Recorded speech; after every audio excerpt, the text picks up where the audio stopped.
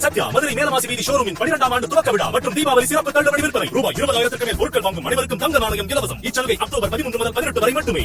ரொம்ப டயர்டா இருக்கு.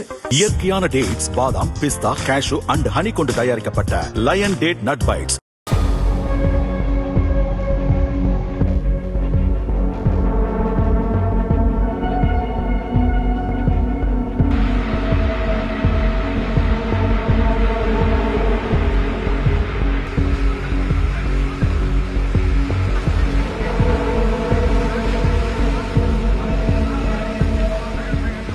டில்லியில் உள்ள டாக்டர் பிஷம்பர் தாஸ் சாலையில் பிரம்மபுத்திரா அடுக்குமாடி குடியிருப்பு உள்ளது.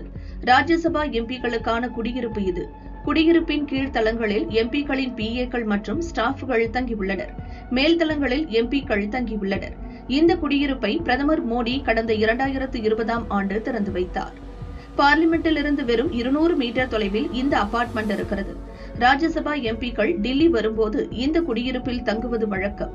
ஆனால் எம்பிக்களின் பிஏக்கள் உள்ளிட்ட ஊழியர்கள் நிரந்தரமாக தங்கியிருப்பர். இந்த பிரம்மபுத்திரா அபார்ட்மெண்டில் இன்று பிற்பகல் திடீரென தீப்பிடித்தது. சில நிமிடங்களில் தீ மளமளவென பரவி கொழுந்துவிட்டு எரிந்தது. அதற்குள் குடியிருப்பில் இருந்தவர்கள் அலறி அடித்துக் கொண்டு கட்டடத்தை விட்டு இறங்கி ஓடினர். பிரம்மபுத்திரா அபார்ட்மெண்ட் கட்டடத்தின் கீழ்த்தளங்களில் உள்ள வீடுகள் முற்றிலும் சேதமடைந்தது. கீழ்த்தளங்களில் இருந்த வீடுகளில் பொருட்கள், பர்னிச்சர்கள், எலக்ட்ரானிக் சாதனங்கள் எல்லாம் எரிந்து தீக்கிரையானது. ஆனால் மேல் மாடிகளில் உள்ள வீடுகளின் பின்புறம் மட்டுமே தீயில் எரிந்து கருகின. தீ விபத்து ஏற்பட்டதும் 15க்கும் மேற்பட்ட தீயணைப்பு வண்டிகளில் வீரர்கள் விரைந்து சென்று தீயணைக்கும் பணியில் ஈடுபட்டனர். தீ பிடித்ததற்கான காரணம் தெரியவில்லை. இப்போது பார்லிமெண்ட் கூட்டம் நடக்கவில்லை. அதனால் பெரும்பாலான ராஜ்யசபா எம்பிக்கள் அவரவர் சொந்த ஊர்களில் இருந்தனர்.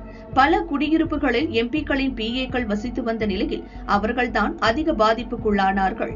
3வது மாடியில் வசித்த வினோத் என்ற அரசு ஊழியரின் மனைவி மற்றும் 2 பிள்ளைகளுக்கு தீக்காயம் ஏற்பட்டுள்ளதாக முதல் கட்ட தகவல்கள் வெளிவந்துள்ளன. அவர்கள் உடனடியாக மருத்துவமனையில் அட்மிட் செய்யப்பட்டனர்.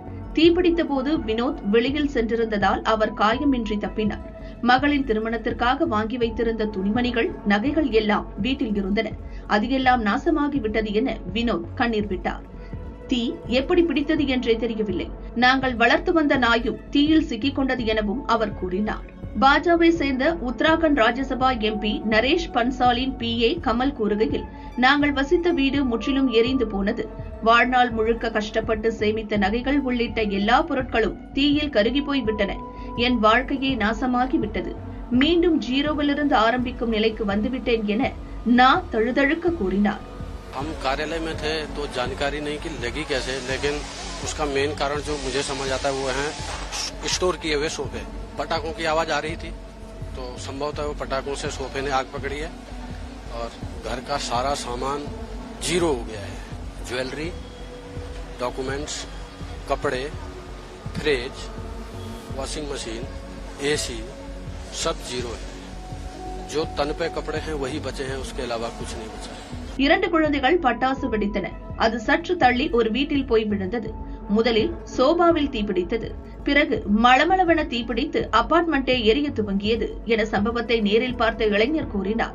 2 குழந்தைகள் தீயில் காயமடைந்த நிலையில் மருத்துவமனையில் அட்மிட் செய்யப்பட்டுள்ளதாகவும் அவர் கூறினார். स्टाफ रूम में कोई बच्चे ने पटाखा जलाया, वहाँ सोफे रखे थे, उसमें अंगारी गई तो आग पकड़ ली एकदम से. हमें लगा चलो कोई नहीं बुझ जाती है, लेकिन आग पूरी ऊपर तक पकड़ ली. सबका नुकसान हुआ है. ये 3रे फ्लोर तक का स्टाफ रूम और 4थे फ्लोर पे एम्प्टी फ्लैट है. ये इनके फर्स्ट फ्लोर पर है. हाँ, हमारे 6ठे माला. तो आग पकड़ी ऐसे, हमने सोचा बुझा देंगे, लेकिन बुझ नहीं पाई. 2 बच्चों को लगे, 2 बच्चे चले गए, लड़कियां. हाँ, हॉस्पिटल लेके भागे एम्बुलेंस.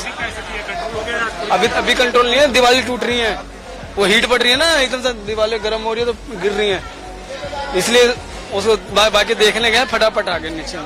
नुकसान सबका हुआ है, स्टाफ का 3रे फ्लोर तक का. திரிணாமுல் காங்கிரஸ் ராஜ்யசபா எம்பி சாகித் கோகலே சம்பவ இடத்திற்கு தீயணைப்பு வண்டிகள் உடனடியாக வரவில்லை என குற்றம் சாட்டினார். பார்லிமெண்டில் இருந்து 200 மீட்டர் தொலைவில் உள்ள போதிலும் 30 நிமிடங்களாக தீயணைப்பு வண்டிகள் வரவில்லை. பலமுறை போன் போட்டும் பலனில்லை. டில்லி அரசு வெட்கப்பட வேண்டும் என சாகித் கோகலே பதிவில் எழுதினார்.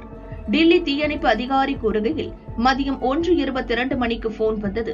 14 தீயணைப்பு வண்டிகளை அனுப்பி தீயை கட்டுக்குள் கொண்டு வந்தோம். உயிரிழப்பு ஏதும் இல்லை என்றார். எம்பிக்களுக்கான அபார்ட்மெண்டில் ஏற்பட்ட தீ விபத்தால் டில்லியில் பெரும் பரபரப்பு ஏற்பட்டது. 1:22 पे हमें कॉल मिला था कि भाई ब्रह्मपुत्र अपार्टमेंट के अंदर फायर है। तो हम लोग आए तो देखा कि स्टील फ्लोर के ऊपर हाउस होल्ड स्टोरेज के अंदर फायर है और आग की जो लपटें ऊपर तक जा रही थी, जिसकी वजह से अपर फ्लोर के अंदर भी भारी हिस्से में डैमेज है। देखिए, आग का कारण जो है ये दिल्ली पुलिस का जांच का विषय है, जो कि दिल्ली पुलिस सक्षम है उसको करने में।